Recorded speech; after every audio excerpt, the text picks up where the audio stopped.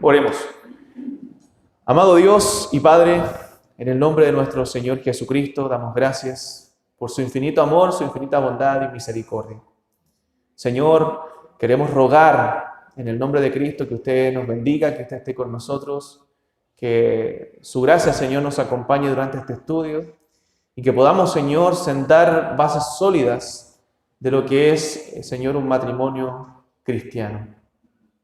Oh Señor, ayúdenos, porque hay pecado en nosotros. Muchas veces fallamos, Señor, como esposos, como esposas. Y necesitamos de su gracia, necesitamos fortalecernos en usted y en el poder de su fuerza para, Señor, que nuestros matrimonios sean un reflejo de la relación que Cristo tiene con su iglesia. Que sean un reflejo del Evangelio de Jesús.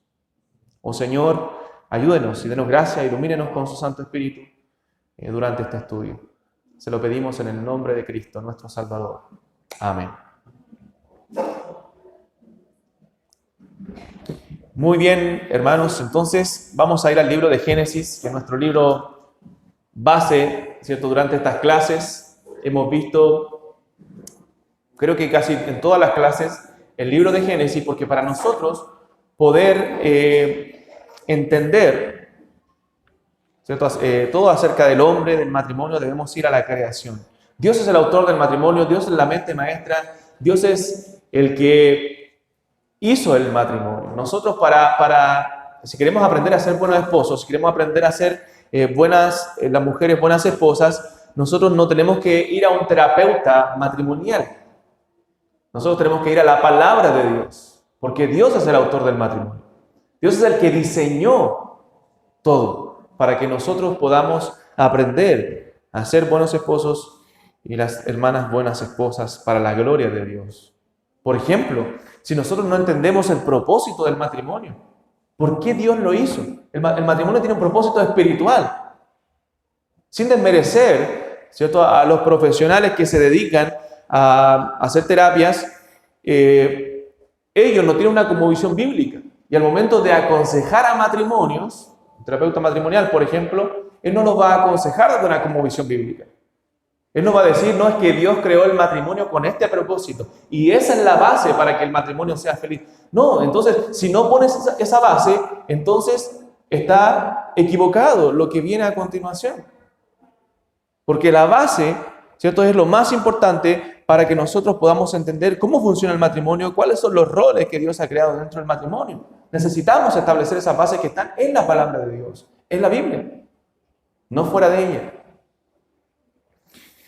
Entonces, hermanos, vamos a ir definiendo qué es el matrimonio. Nosotros debemos entender que la piedad, y la piedad tiene que ver con todo lo que es santo, con todo lo que nos acerca a Dios, es importante dentro de la familia. Nosotros no podemos ser cristianos de domingos, cristianos que el domingo vamos con la Biblia bajo el brazo a la iglesia y el resto de la semana lo único que hay en casa son gritos, son peleas, son discusiones. No podemos ser solamente ese tipo de cristianos, sino que debemos ser creyentes que realmente vivan la piedad en el hogar. No significa que somos matrimonios perfectos o familias perfectas. Hay problemas, hay dificultades. Hermano, voy a cambiar el micrófono.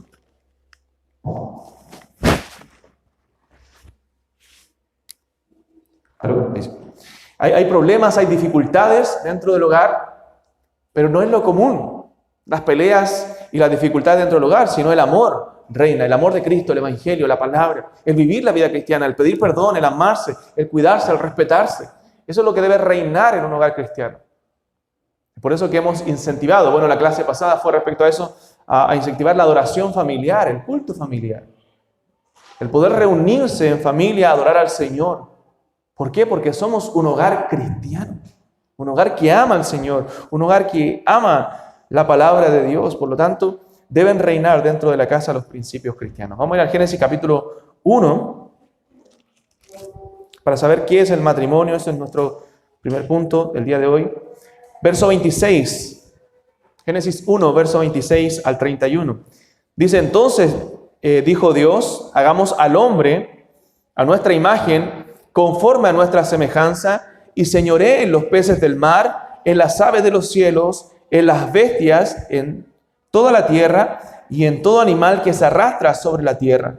Y creó Dios al hombre a su imagen, a imagen de Dios lo creó, varón y hembra los creó. Se da cuenta que nos da señales importantes, principios importantes en la palabra de Dios para entender cómo Dios creó al hombre y qué es el matrimonio. Dice verso 28, y los bendijo Dios y les dijo, fructificad y multiplicaos, llenad la tierra y sojuzgadla y señoreadlo en los peces del mar, en las aves de los cielos y en todas las bestias que se mueven sobre la tierra. Y dijo Dios, he aquí que os he dado toda planta que da semilla, que está sobre la tierra, y todo árbol en que hay fruto y que da semilla os serán para comer. Y a toda bestia de la tierra, y a todas las aves de los cielos, y a todo lo que se arrastra sobre la tierra, en que hay vida, toda planta verde les será para comer. Y fue así. Y vio Dios todo lo que había hecho, y aquí era bueno en gran manera. Y fue la tarde y la mañana, el día sexto. Génesis capítulo 2. Sáltese al capítulo 2. Verso 18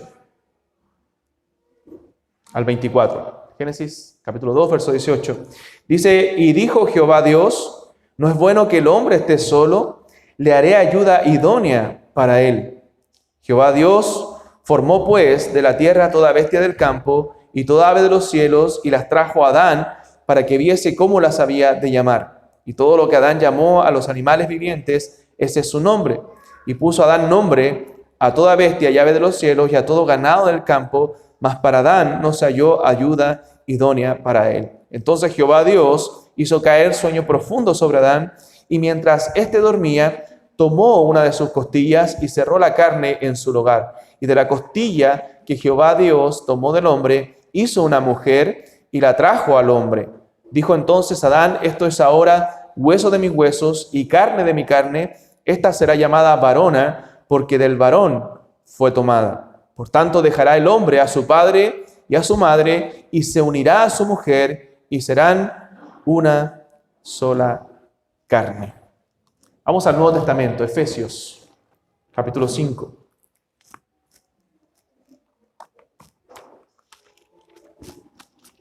Vamos a leer dos pasajes más. Efesios 5.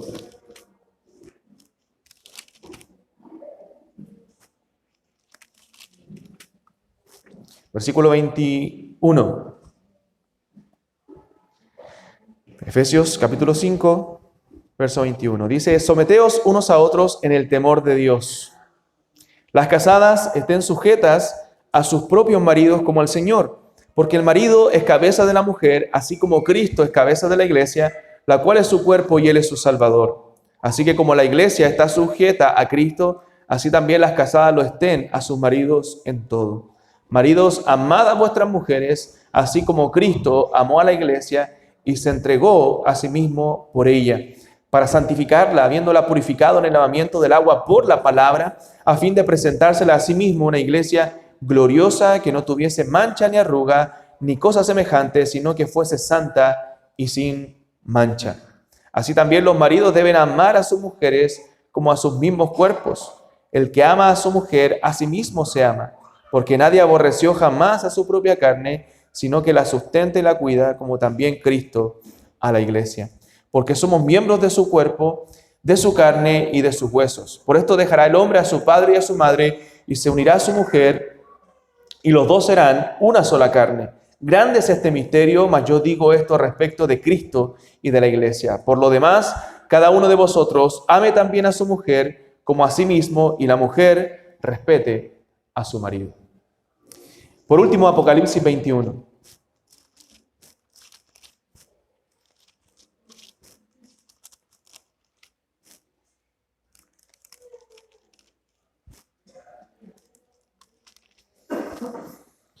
Apocalipsis 21, versículo 1 y 2. Apocalipsis 21, verso 1 y 2. Dice la palabra del Señor. Vi un cielo nuevo y una tierra nueva, porque el primer cielo y la primera tierra pasaron, y el mar ya no existía más. Y yo, Juan, vi la santa ciudad, la nueva Jerusalén, descender del cielo de Dios, dispuesta como una esposa ataviada para su marido. Amén. Hermanos, el matrimonio es una institución, entonces primero tenemos que definir y poner una base, que es una institución entre un hombre y una mujer. Ya eso debemos tenerlo claro todos los cristianos. No existe diferentes formas de matrimonio. El matrimonio se define como la unión entre un hombre y una mujer. Y el Señor, para avalar el libro de Génesis, para avalar lo que Dios nos está enseñando en su palabra desde el comienzo, Cristo, en el Nuevo Testamento, toma el libro de Génesis, lo cita para hablar de la importancia del matrimonio. Él dice que dejará el hombre y padre y madre y se unirá a su mujer y los dos serán una sola carne. Y Cristo dice, lo que Dios unió, no lo separe el hombre. O sea, Cristo mismo valida lo que dice el Génesis. Cuando nosotros leemos la narrativa del Génesis, debemos leerlo como un libro histórico. No es un libro alegórico, no es un libro proverbial o parabólico. El libro de Génesis es un libro narrativo, histórico. Él nos está relatando una historia que sucedió. ¿Ya? Entonces lo leemos de manera literal, como cuando leemos los evangelios, como cuando leemos el libro de los Hechos, como cuando leemos el libro de Josué, Jueces. Nos interpretamos de manera literal. Lo que dice ahí es lo que sucedió.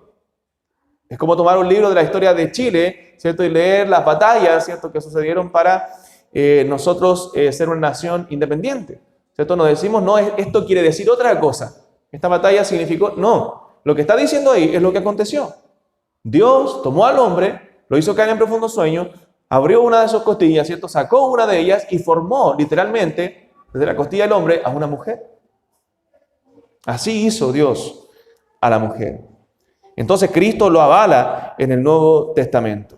Entonces, hermanos, la base del matrimonio es la unión entre un hombre y una mujer. El matrimonio es una bendición y fue creado por Dios para el beneficio, ¿cierto? Eso nos dice la Escritura en toda la Biblia, que fue creado para el beneficio de ambos cónyuges. ¿Por qué? Porque el matrimonio proviene de Dios. Hoy cuando a los jóvenes, a muchos jóvenes, no a todos, pero a muchos jóvenes, se les pregunta si se van a casar, ¿cierto? O les dice, oye, es bueno casarse, piensan en el matrimonio, piensan que es como si estuvieran sentenciando su muerte, como si cuando le hablaran del matrimonio, le están dando a beber veneno, como que les va a hacer daño, les va a hacer mal, cuando la Escritura nos señala claramente que es una bendición de Dios, y es para el beneficio del hombre. ¿Qué dijo en el Génesis, en el capítulo que leímos, en el capítulo 2? La palabra dice, no es bueno que el hombre esté solo. No es bueno que el hombre esté solo. Por lo tanto, dijo el Señor, le haré ayuda idónea. De toda la creación, de todo lo que Dios había hecho, no se había hallado una ayuda idónea para Adán. Entonces Dios lo hizo caer en profundo sueño y de su propia costilla creó a la mujer.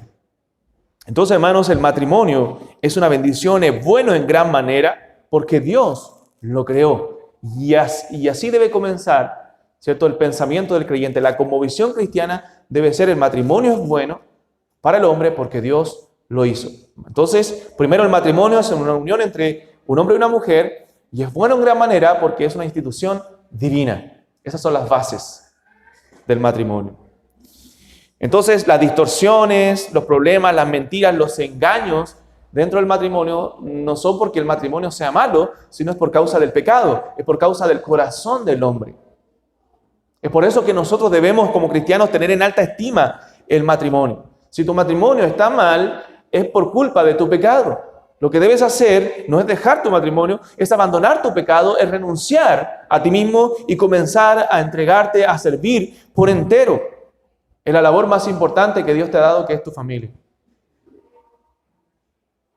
Entonces, el matrimonio sigue siendo una bendición a pesar de las distorsiones que hay por causa del pecado. Génesis 3 cambió todo, ¿cierto? En Génesis 1 y 2 vemos toda la creación de Dios, todo lo que Dios hizo fue bueno en gran manera, pero Génesis 3 cambió las cosas. El pecado vino a morar en el hombre, en la tierra, en la creación, y distorsionó todo, aún, lamentablemente, el matrimonio. Hermanos, es triste ver las estadísticas y pensar que hace 50 años atrás, 1 de 10 matrimonios se divorciaba.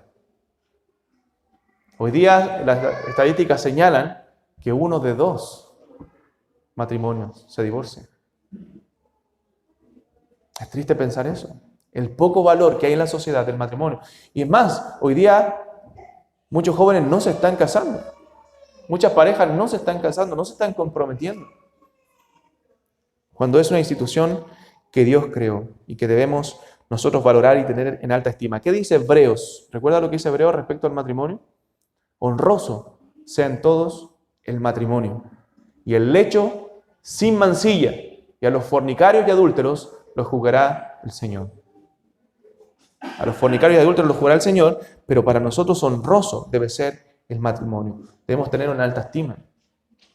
Yo siempre digo en las consejerías cristianas, la palabra divorcio no debe ni siquiera pensarse en un matrimonio cristiano. En un matrimonio cristiano. Sino, debe haber reconciliación, debe haber perdón, debe haber amor, debe haber respeto, debe haber cariño. ¿Por qué? Porque el matrimonio es una institución divina, es algo que Dios ha creado. Y segundo, es un reflejo de algo, como leímos en Efesios capítulo 5. Es un reflejo del Evangelio. Vamos a hablar de eso después. Entonces, ¿quién regula el matrimonio? ¿Quién dice las reglas del matrimonio? ¿Quién señala qué es lo que debemos hacer y no debemos hacer dentro del matrimonio? Bueno, eso es Dios y su palabra. Hermanos, no es el gobierno de turno, no es el Estado, no es la sociedad, no es la cultura incluso lo que define el matrimonio. Porque hoy el matrimonio incluso es casi anticultura. No es la sociedad que puede hacer una nueva ley y decir ahora se van a casar hombres con hombres, mujeres con mujeres, para aceptar distintos tipos de familia. No son ellos quienes definen el matrimonio, es Dios en su palabra quien lo define. Y Dios dice que el matrimonio es entre un hombre y una mujer y que el matrimonio es una institución divina y que es una bendición para el hombre. Esa es la base. Entonces no podemos redefinir lo que es el matrimonio, porque Dios ya lo ha definido en su palabra. Es Dios quien pone los lineamientos. La palabra es el manual, es el estándar. Recuerden que hablamos el día jueves, hablando del primer párrafo de nuestra confesión, de que es nuestra única regla de fe, la palabra de Dios. Entonces la que nos da los lineamientos, el estándar a seguir. Nosotros seguimos lo que la Escritura señala. ¿Por qué? Porque creemos que la Escritura es infalible, es suficiente, es inerrante. Por lo tanto, ella es autoritativa sobre nosotros, es autoritativa sobre la iglesia, tiene poder sobre la iglesia para decirle qué es lo que la iglesia debe hacer, y no solamente qué es lo que la iglesia debe hacer, sino qué es lo que la iglesia debe creer. Porque es la palabra de Dios. Porque es Dios hablando a su iglesia. Entonces, hermanos, los problemas dentro del matrimonio vienen por un mal entendimiento de los roles, por no tener una cosmovisión bíblica. Más adelante vamos a hablar, como dije, de los roles, vamos a hablar de la cosmovisión bíblica, incluso vamos a hablar dentro del matrimonio de la resolución de conflictos, cómo resolver conflictos bíblicamente, ¿cierto?, en el matrimonio. Entonces, el matrimonio es una institución entre un hombre y una mujer. Génesis 2, el pasaje que nosotros leímos al principio, el verso 25, verso 24, 22, dice, y de la costilla que Jehová Dios tomó del hombre, hizo una mujer y la trajo al hombre. Y dijo entonces Adán, esto es ahora hueso de mis huesos y carne de mi carne. Esta será llamada varona porque del varón fue tomado. Por tanto, dejará el hombre a su padre y a su madre y se unirá a su mujer y serán una sola carne. El hombre se une a su mujer, dejan padre o madre, dejan sus familias, ¿cierto?, para formar su propia familia. Y los dos son una sola carne. Nuestra confesión en el capítulo 25, que es el capítulo del matrimonio, yo le invito a leerla, a estudiarla, por eso estamos volviendo a repasar los días jueves, dice acerca del matrimonio, el matrimonio ha de ser entre un hombre y una mujer. No es lícito para ningún hombre tener más de una esposa, ni para ninguna mujer tener más de un marido. Recuerden que la confesión es de 1689. Si nosotros tuviéramos que actualizarla, hoy día tendríamos que decir ahí también en la confesión que solamente el matrimonio es entre un hombre nacido hombre y una mujer nacida mujer, biológicamente mujer. Entonces, hermanos, es importante que tengamos en alta estima el matrimonio. Un hombre, lo hemos dicho, con un hombre, una mujer con una mujer, eso no es matrimonio, eso se llama perversión, eso se llama pecado. ¿cierto? Ni siquiera se llama amor. No pueden sentir amor, amor de pareja, un hombre con un hombre, ni una mujer con una mujer. Porque la Biblia también nos define qué es el amor. No es nosotros quien definimos qué es el amor. Es Dios quien define el amor. Y cuando la palabra de Dios habla de un hombre con un hombre, habla de perversión, de pecado, de abominación, no de amor. ¿Estamos con eso? Eso tenemos que tenerlo claro nosotros como creyentes y lo vamos a repetir las veces que sea, porque estamos teniendo ataques directos a la familia y a la institución de Dios, a la institución divina.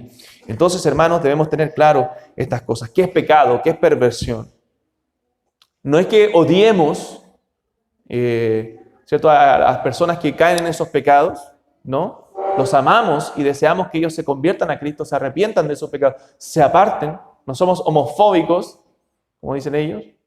No damos discursos de odio ni mensajes de odio porque es el lenguaje que se usa hoy día, sino que decimos la verdad. Debemos decirla con amor, con respeto, pero decir la verdad, lo que Dios dice en su palabra. Y eso es lo que Dios señala en la palabra. Esta es la institución divina, hermanos. Y para nosotros lo divino, lo que proviene de Dios, debe tener una alta estima, debemos tener un respeto. Y debemos predicar la verdad en amor. Entonces, esos pecados son detestables. Y hermanos, el matrimonio dijimos que es una bendición, ¿cierto? Para los cónyuges, para el hombre y para la mujer es una bendición. Pero cuando se distorsiona de esta manera, es una maldición. Es una maldición. Entonces, Dios prohíbe en sus lineamientos, en su palabra, prohíbe que el hombre tenga más de una mujer, ¿cierto? Prohíbe la poligamia.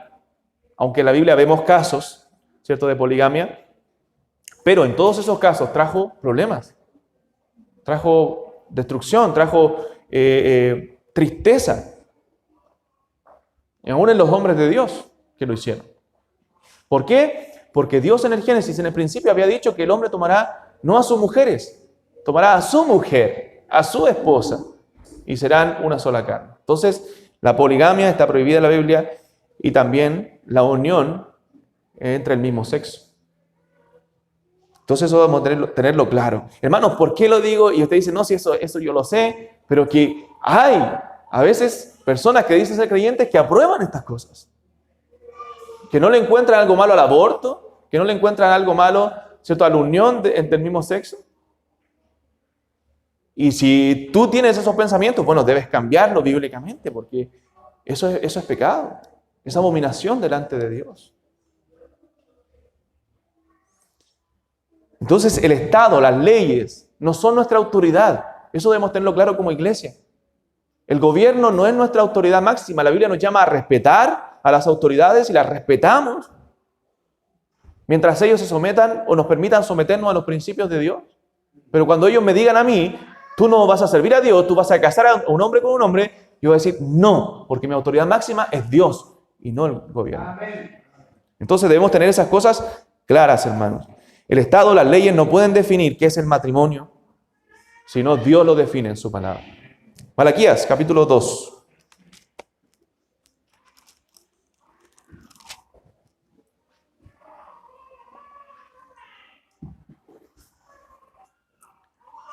Malaquías 2, verso 14.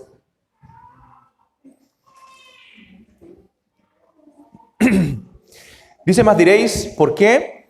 Porque Jehová ha atestiguado entre ti y la mujer de tu juventud, contra la cual has sido desleal, siendo ella tu compañera y la mujer de tu pacto.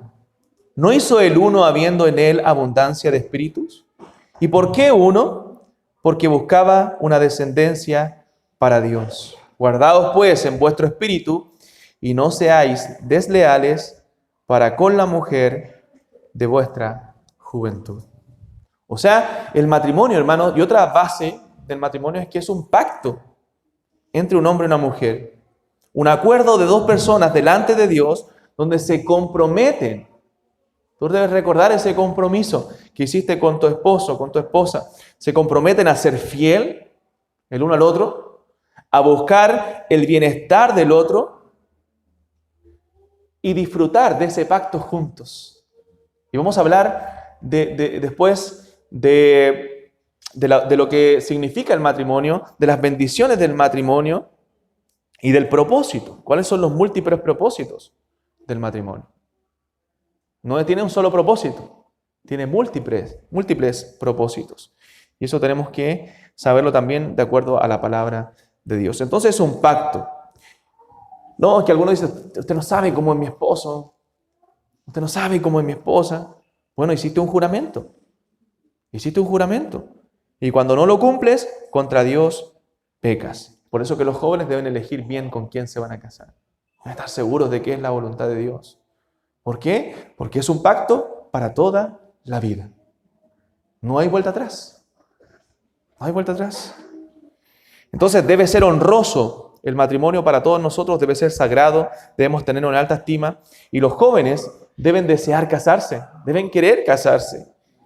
A los fornicarios y adúlteros, dice la Biblia, los juzgará el Señor. Dios se encarga de ellos. A los que no tienen alta estima el matrimonio, a los que se apresuran antes del matrimonio, Dios los juzgará, dice la palabra de Dios. El matrimonio debe ser puesto en alto en nuestras familias, hermanos, en nuestros hogares. Debemos enseñar a nuestros hijos que quieran casarse, que deseen casarse, y no solo eso, sino prepararlos para casarse. Prepara a sus hijos de pequeños para ser buenos esposos, para ser hombres, ¿cierto?, que cuiden a sus familias, y a las mujeres para ser mujeres preocupadas de su hogar, preocupadas de su casa. Entonces, el matrimonio, Dios pone las bases, Dios nos dice qué es, y el matrimonio también es una institución tipológica. ¿Qué quiere decir? Eso, que el matrimonio es un reflejo de Cristo y la iglesia. Eso decía Efesios capítulo 5, que nosotros ya leímos. ¿Y Cristo qué hace con su iglesia? Cristo le hace bien a su iglesia. ¿Cristo nos ha hecho algún mal a nosotros, hermanos? No, Él nos hace solamente bien. Solamente nos ayuda, nos guía, nos protege, nos ama. Y eso es lo que debe hacer el esposo dentro del hogar. Guiar, ¿cierto?, su familia. Proteger a su familia, amar a su familia, cuidar a su familia. Porque eso es lo que hace Cristo. Una dirección amorosa. Amorosa pero clara. El Señor nos dice qué es lo que debemos hacer y qué es lo que no debemos hacer. Entonces, el matrimonio es un reflejo de Cristo y la iglesia. Maridos, amen a sus mujeres como Cristo amó a la iglesia. ¿Y cómo nos amó Cristo, hermanos? ¿Cuál es la mayor muestra del amor de Dios? ¿Cuál es la demostración más grande del amor de Dios? En el Santo Evangelio.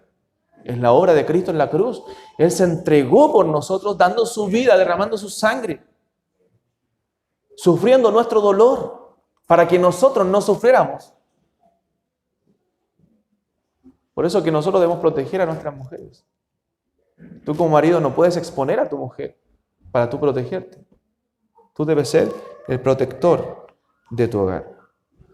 Y la iglesia, ¿cierto?, se somete, aunque a veces es desleal, ¿cierto? A veces fallamos, pero la iglesia debe mostrar sometimiento a la dirección amorosa de Cristo. Así también las esposas a la dirección de sus maridos. Entonces el amor de Cristo, el Evangelio, debe constreñirnos a esto, a amar la familia, a valorar el matrimonio. Debemos orar nosotros por ser un esposo bíblico. Debe ser, hermano mío, tu oración diaria: Señor, ayúdame a ser un esposo bíblico. Perdona mis pecados, perdona las veces que fallo a mi esposa, que deshonro esa institución divina, las veces que no reflejo la relación que Cristo tiene con su iglesia. Cristo no es áspero con su esposa. Cristo la sustenta y la cuida y se la purifica por la palabra. Pide perdón cuando no hagas culto familiar, porque Cristo, ¿qué hace con su iglesia? Por la palabra la santifica. Tú también debes santificar a tu familia, a tu esposa, con la palabra, como esposo, como varón cristiano. Eso es lo que nos manda el Señor. Y las esposas también deben respetar a su marido.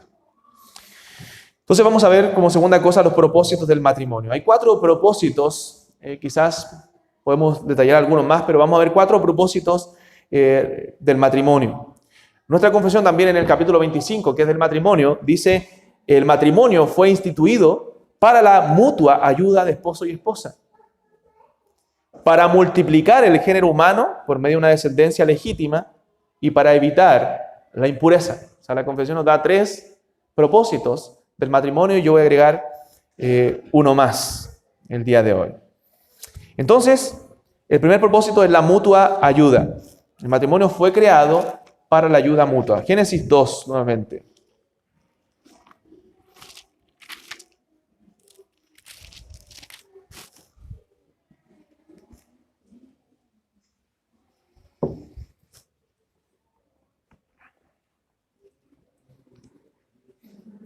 Hermano, a todo esto nadie sabría los orígenes del hombre si Dios no los hubiera revelado en su palabra. Hoy día todas las teorías, ¿cierto?, de la creación humana anti-Dios, ¿cierto?, atea, son simples teorías.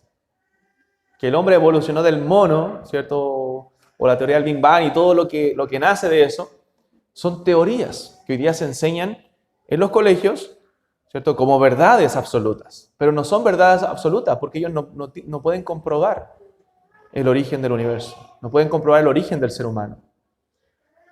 Pero Dios nos reveló cómo fue. La palabra de Dios nos dice. Y esta es la forma en que nosotros creemos cómo fue creado todo, ¿cierto? Y cómo se originó por una mente maestra, una mente divina, que es la mente de Dios. Y Dios lo creó así. Y nos reveló en su palabra a nosotros. Y no solamente nos reveló cómo se hizo todo, sino que nos dice los propósitos de por qué todo fue creado. ¿Se da cuenta que la falsa ciencia no puede definir eso? No puede decirnos el propósito de por qué fueron creadas todas las cosas. Simplemente, por ejemplo, ¿quién define lo que es bueno y lo que es malo? ¿Cómo sabemos que es malo matar, por ejemplo? Porque Dios lo define en su palabra, porque Dios lo dice. O sea, si nosotros no creemos a la palabra de Dios, si creemos a ideas evolucionistas y todo lo que esta falsa ciencia dice, estos científicos ateos señalan, entonces, ¿quién define qué es bueno y qué es malo? Es por eso que hoy a lo bueno se le llama malo y a lo malo bueno, como dice la Escritura. Por eso que hoy día cosas que son perversión en la palabra de Dios son declaradas como buenas. ¿Por qué? Porque si no creemos en la palabra de Dios, entonces ¿quién puede definir qué es lo bueno y qué es lo malo? ¿Por qué un Estado o una sociedad no puede decir, oye, matar no es malo, maten nomás? ¿Pero por qué nosotros decimos que no? Bueno, porque tenemos la palabra de Dios como nuestra autoridad. Y la palabra de Dios lo dice. ¿Y por qué en las sociedades es malo matar, en la mayoría de las sociedades? Porque la mayoría se formaron con la palabra de Dios. Las constituciones de las naciones se formaron con la palabra de Dios. Es por eso. Y también no solo por eso, sino porque la ley de Dios está escrita en los corazones de los hombres desde la creación. Y al hombre, a Caín nadie le tuvo que decir que era malo matar a Abel cuando lo mató. Pero usted dice, todavía no estaban los 10 mandamientos. No decía no matarás la ley. Pero ¿por qué Caín sabía que era malo matar a su hermano Abel? Porque la ley de Dios está escrita en el corazón del hombre, porque el hombre fue creado a imagen de Dios. Entonces, Dios no solamente nos dice cómo fueron creadas todas las cosas, sino que nos dice cuál es el propósito de todas las cosas. O sea, en Dios y en su palabra todas las cosas tienen sentido, hermanos. Cuando usted va a la falsa ciencia, y digo la falsa ciencia porque la verdadera ciencia avala la palabra de Dios. Cuando usted va a la falsa ciencia, usted no le encuentra sentido a las cosas. Pero cuando va a la palabra de Dios, usted encuentra el propósito de por qué todo fue creado. Es por eso que amo y creo firmemente en la palabra de Dios. Entonces el matrimonio fue creado para la ayuda mutua. Verso 18 del capítulo 2 de Génesis. Y dijo Jehová Dios, no es bueno que el hombre esté solo, le haré ayuda idónea para él.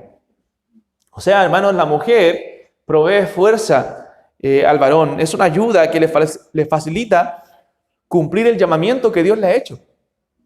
Dios le había dado una vocación, un llamado a Adán, que le había dicho que tenía que trabajar la tierra, tenía que hacer cultura, ¿cierto?, para que se crearan naciones de ahí de su descendencia.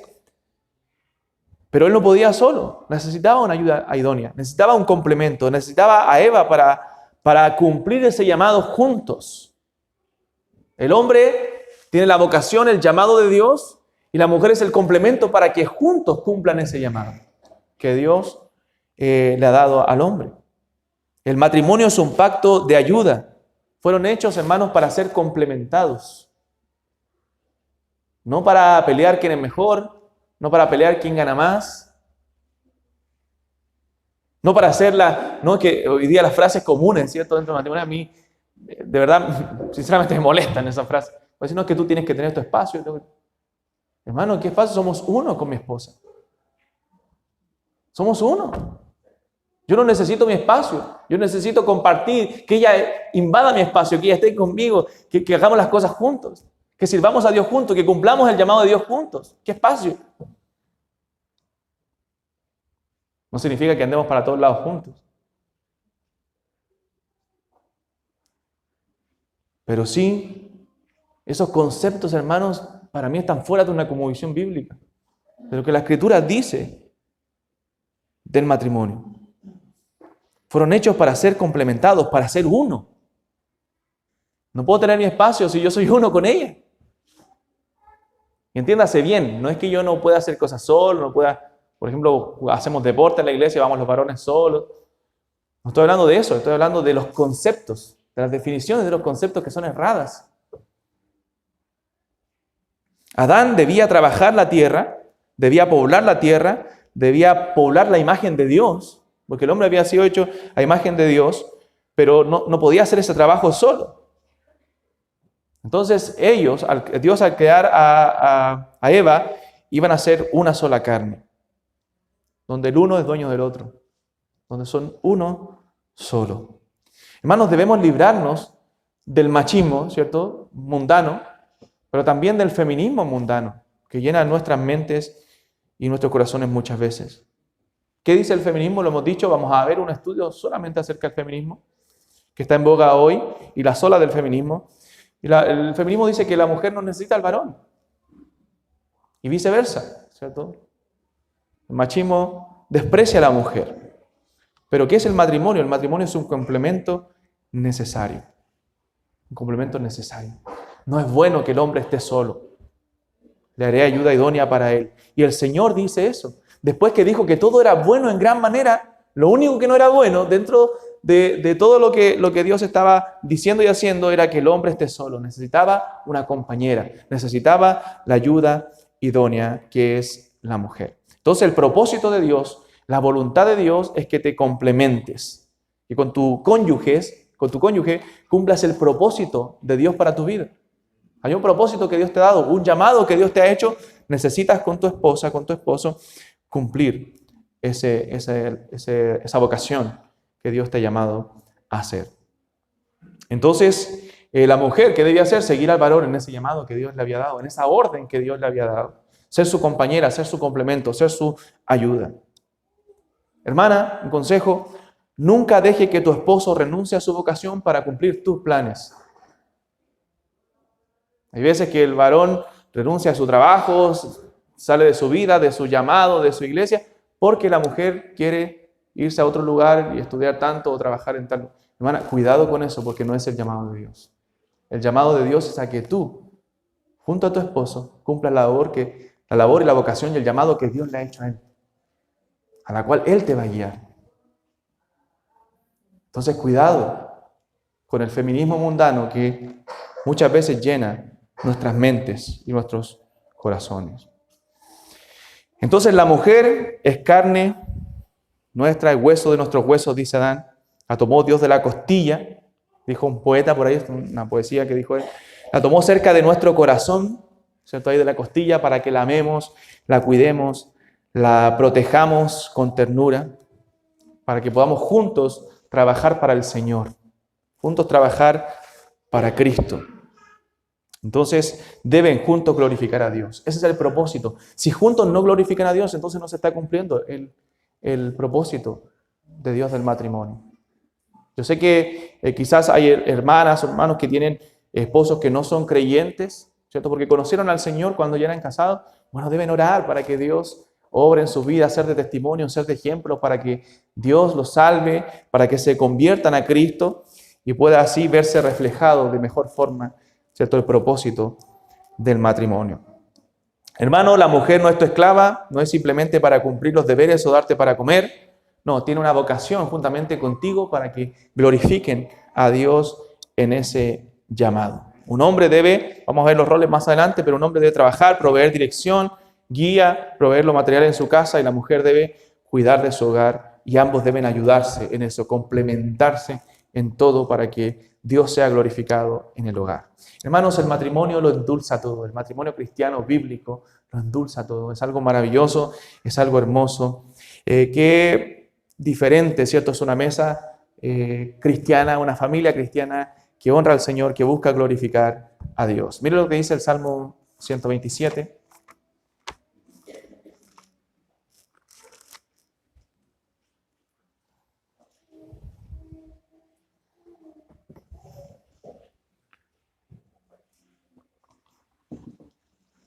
Si usted me pregunta por qué pastor quiso tener a estos hijos, bueno, echen la culpa al Salmo 127. Dice la palabra de Dios: si Jehová no edificare la casa, en vano trabajan los que la edifican. Si Jehová no guardare la ciudad, en vano vela la guardia. Por demás es que os levantéis de madrugada y vayáis tarde a reposar, y que comáis pan de dolores, pues que a su amado dará Dios el sueño. He aquí herencia de Jehová son los hijos, cosa de estima el fruto del vientre. Como saetas en mano del valiente, así son los hijos habidos en la juventud. Bienaventurado el hombre que llenó su aljaba de ellos, no será avergonzado cuando hablare con los enemigos en la puerta. Bienaventurado todo aquel que teme a Jehová, que anda en sus caminos. Cuando comieres el trabajo de tus manos, bienaventurado serás y te irá bien. Tu mujer será como vid que lleva fruto a los lados de tu casa, tus hijos como plantas de olivo alrededor de tu mesa. He aquí que así será bendecido el hombre que teme a Jehová. Bendígate Jehová desde Sión, y veas el bien de Jerusalén todos los días de tu vida, y veas a los hijos de tus hijos pasea sobre Israel. Amén. Salmos 127 y 128, salmos preciosos que nos hablan de la familia. Y mire lo que nos dice este salmo. Uno de los principios más rescatables es que nos dice que la bendición del hombre que teme a Jehová no está en las cosas que posee. Aunque tenemos que vivir esta vida y tener una casa y tener un vehículo para transportarnos y cubrir nuestras necesidades, a veces con mayor provisión, a veces con menor provisión, ¿cierto? Eso es parte de la vida y también son bendiciones del Señor, pero dice que la mayor bendición de Dios sobre el hombre es su familia. Así será bendecido el hombre que teme a Jehová. Y está hablando de la familia, de su hogar. Esa es la bendición más grande que un hombre puede tener. Entonces el propósito de Dios, primero para el matrimonio, es la ayuda mutua. Deben ser un complemento, una ayuda. Segundo, multiplicarse, ¿cierto? Ese es también Génesis 1:28 nos dice que Dios le dijo a Adán que se multiplique, que llene la tierra. Entonces parte de los propósitos del matrimonio tener hijos. Los matrimonios cristianos deben desear tener hijos si es que Dios se los da. ¿Por qué? Porque son herencias del Señor. No a todos el Señor le permite tener hijos, pero tú no puedes ir en contra de los propósitos de Dios. Si no, no estás cumpliendo el propósito del matrimonio. Ahora, no tienes que tener 6, 7 hijos como nosotros, ese fue nuestro plan, pero a lo mejor tu plan van a ser un poco menos o quizás más, ¿cierto? De acuerdo a lo que el Señor te permita, de acuerdo a la salud, de acuerdo a muchos factores que son importantes analizar al momento de tener hijos. ¿Ya? Entonces, debes desear eso porque, hermanos, el tener hijos te ayuda también a ser moldeado a la imagen del Señor. Con los hijos aprendes mucho, paciencia, cierto carácter, muchas cosas te enseñan la crianza de los hijos. Tú puedes ver tus propios pecados, ¿cierto? Cuán enojón soy, me doy cuenta cuando yo trato de instruir a mis hijos. Entonces, es triste ver que, nuevamente, por la cosmovisión no cristiana, muchos matrimonios no quieren tener hijos. ¿Cuáles son los motivos? Yo siempre pregunto eso. ¿Cuáles son tus motivos para no tener hijos? ¿No? Y otra de las cosas que noto cuando no hay una cosmovisión bíblica es que dicen, no, es que quiero viajar, quiero disfrutar primero. Yo digo, ¿quién dijo que los hijos no son un disfrute? Eso ¿sabe cómo se llama? Egoísmo. Egoísmo. No, como digo, no significa que no pueda haber una planificación. A lo mejor por A, B o C, problemas de salud, diferentes cosas, tú vas a esperar un tiempo para tener hijos. Pero ¿quién dijo que los hijos no son un disfrute? Que no son un deleite, que no disfrutas con ellos. Entonces debemos tener cuidado con las ideas. O a veces no quiero tener hijos porque no, que daña mucho el cuerpo. Hermano, eso no es una cosmovisión cristiana. Eso no es una cosmovisión cristiana, porque Dios diseñó el matrimonio para eso. Entonces, bueno, a algunos la palabra también pasó que a muchos el Señor no les concedió el tener hijos, y bueno, y eso es la soberanía de Dios. Tienes más libertad para servir al Señor quizás en algunas áreas, pero también hay otras formas también donde uno puede tener hijos, y yo aconsejo, esto es solamente un consejo nomás, una sugerencia, la adopción es algo hermoso cuando se puede. ¿Por qué? Porque es un reflejo del Evangelio. La Escritura dice que nosotros fuimos adoptados por el Señor. El Señor nos adoptó a nosotros como sus hijos. Entonces es algo hermoso también para dar amor a seres, cierto, que no lo tienen. Entonces necesitamos nosotros educar una descendencia para Dios. Cuando el Señor nos da familia, cierto, nos da más hijos, debemos educarlos para el Señor. Ese es el propósito, multiplicarse, pero con un propósito, que sean educados para la gloria de Dios, que ellos honren a Dios también. Tercer propósito que nos daba también nuestra confesión de fe y la Escritura, obviamente, es evitar la impureza. El matrimonio también permite evitar la impureza. O sea, fue creado para eso. Dios nos hizo seres para disfrutar la intimidad también. El matrimonio es un disfrute, se deleita. Pero lo lícito de la intimidad, ¿cierto?, es en el matrimonio, no fuera del matrimonio ni antes del matrimonio. Todo es permitido en el matrimonio. Entonces ahí tú puedes disfrutar y deleitarte, ¿cierto?, sin ningún problema en tu conciencia. Pero cuando tú, ¿cierto?, te apresuras antes del matrimonio a disfrutar de lo que no debes disfrutar, eso es pecado, ¿cierto? Dice la Biblia, a los fornicarios, los que se adelantan, ¿cierto?, y a los adúlteros, a los que lo hacen fuera del matrimonio, los juzgará el Señor. Es un pecado que va a ser condenado por el Señor. Entonces, hay cosas que deben ser disfrutadas solo en el matrimonio. Y eso debe enseñarle también a sus hijos a disfrutar de esas cosas cuando ellos se casen. Entonces, Dios se alegra de eso, hermanos. La intimidad en el matrimonio no es algo impuro, es algo sumamente puro y santo. Es algo precioso dentro del matrimonio. Es lo que dice Proverbios capítulo 5.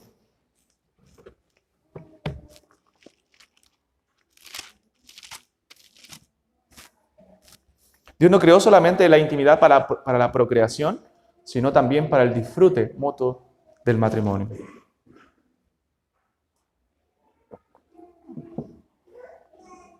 Proverbios capítulo 5, verso 15, vamos a leer desde el 15 en adelante.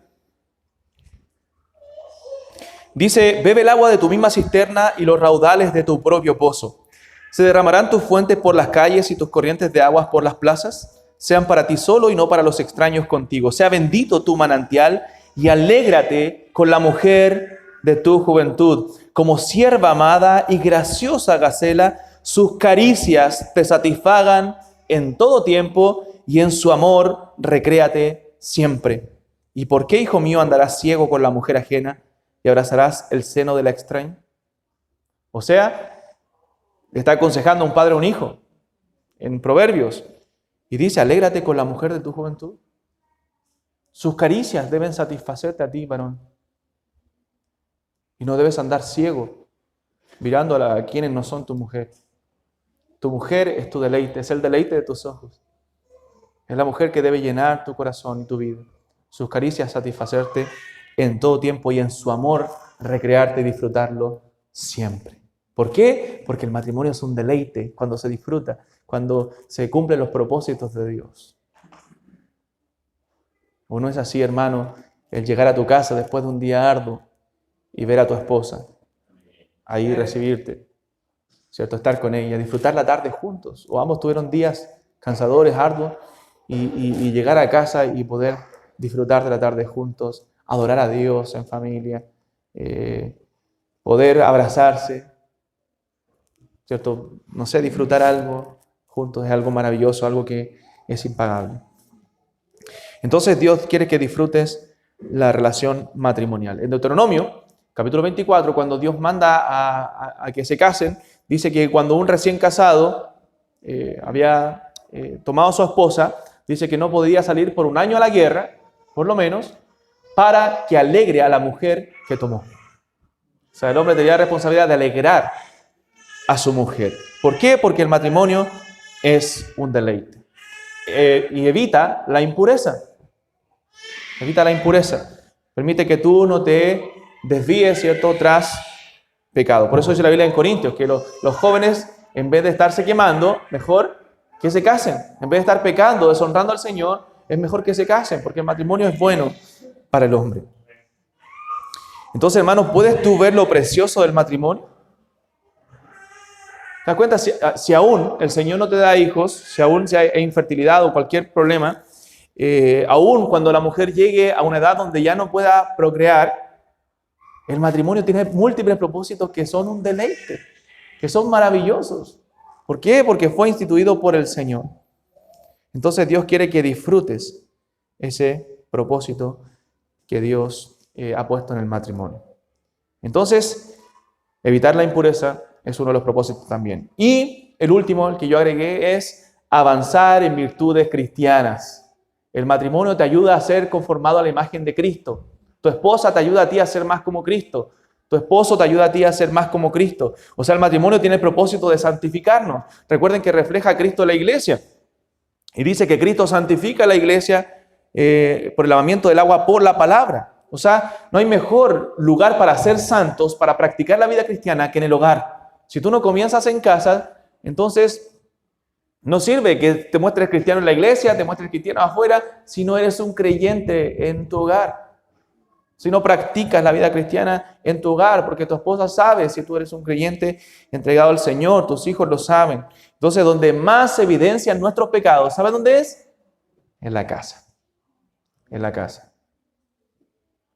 Todos tenemos caras lindas aquí, ¿cierto?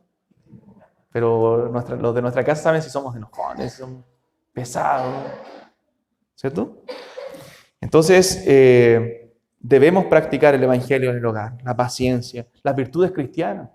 Y no significa que no nos vamos a equivocar, hermano, pero perdón y seguir adelante, pedir perdón, humillarse con la familia y volver a intentarlo, a cambiar en oración. Señor, ayúdame porque estos pecados se evidencian en mi casa, en mi hogar. Hermanos, los hijos suelen a veces, en ocasiones, apartarse, cuando los van de pequeños con sus padres a la iglesia, suelen apartarse porque los padres iban con una Biblia bajo el brazo a la iglesia, pero en casa había gritos, insultos, peleas y no una vida cristiana. O sea, iban a la iglesia y los niños sabían que el estar en la iglesia era una contradicción con lo que se veía en la casa. Y eso es triste, porque es una contradicción al propósito de Dios en el matrimonio. En el hogar debe reinar la paz de Cristo, el amor, virtudes cristianas, hermanos, no el pecado. En la casa no se debe tolerar el pecado. Con mis hijos y mi esposa no podemos tolerar el pecado de nuestros hijos en el hogar. Debemos corregir el pecado. ¿Recuerdan cuando vimos de Elí la semana pasada? Que no los estorbó, no les dijo nada cuando sus hijos pecaban. Hay padres que por condescender con sus hijos le permiten todo, que hagan de todo en la casa. Yo sé que no nos puedo obligar a ser cristianos, pero sí hay reglas cristianas en mi casa, porque yo soy un cristiano. Y lamentablemente, si cuando llegue a una edad joven no le gusta, no quiere someterse, con el dolor de mi alma le voy a tener que decir a hijo, busca tu vida entonces. Porque aquí somos cristianos y se honra a Cristo en este hogar. Porque Dios es más importante que cualquier otra cosa. Entonces, avanzar en las virtudes cristianas. Pero cuando los hijos ven ese amor entre padres, esa entrega el uno del otro, es algo hermoso. Como dice Paul Washer, que no hay mejor cosa que un esposo le puede entregar que un padre le puede entregar a sus hijos que amar a la madre de ellos. Ellos lo ven. Yo a veces veo la cara de mis hijos cuando yo me abrazo con mi esposa, nos damos un besito y ellos se ríen, se ponen contentos. ¿Por qué? Porque saben que sus padres se aman. No hay mejor regalo para ellos. No hay algo que llene más su corazón cuando son pequeñitos. Entonces, no solamente tengan una vida centrada en los hijos, los matrimonios, porque cuando ellos se vayan no van a saber qué hacer. Fortalezcan el matrimonio, porque eso ayuda mucho a los hijos. Fortalezcanse en la relación de pareja, en la relación de amor el uno al otro, donde Dios sea el centro de sus vidas. Y así van a entregar mucho más amor a sus hijos, o va a ser mucho mejor canalizado ese amor. Y ellos van a poder ver que sus padres se aman correctamente, bíblicamente. Y es un testimonio del Evangelio a ellos. Les puedes hablar de Cristo, del amor, con libertad. No le va a decir, no seas como nosotros. Le vas a poder hablar con libertad. Entonces, hermanos, estas son las bases simplemente para el matrimonio. Ya veremos los roles. Debemos corregir lo deficiente y entender el propósito por qué el matrimonio fue creado. ¿Ya? Entonces, eso es importante. Y ver que lo que el Señor dice en su palabra son mandatos infalibles que nosotros debemos cumplir, que están en la Escritura y que debemos ponerlos en práctica en nuestros matrimonios. El Señor nos ayude porque necesitamos de su gracia, de su sabiduría para poder cumplir estas cosas. Oremos. Señor, agradecemos este tiempo, Señor, en tu palabra. Gracias, Padre, porque tú siempre nos enseñas, pones las bases, Señor, de lo que es realmente el matrimonio. Ayúdanos a ser fieles en cumplirlo. Ayúdanos a los esposos a amar a nuestras mujeres y a las esposas también a amarnos y a respetar a los esposos, Señor. Danos sabiduría para guiar el hogar con un liderazgo amoroso, con un liderazgo tierno, pero también claro de lo que tú quieres para nosotros. Señor, te alabamos a ti, te glorificamos y pedimos tu bendición en el nombre de Jesús. Amén.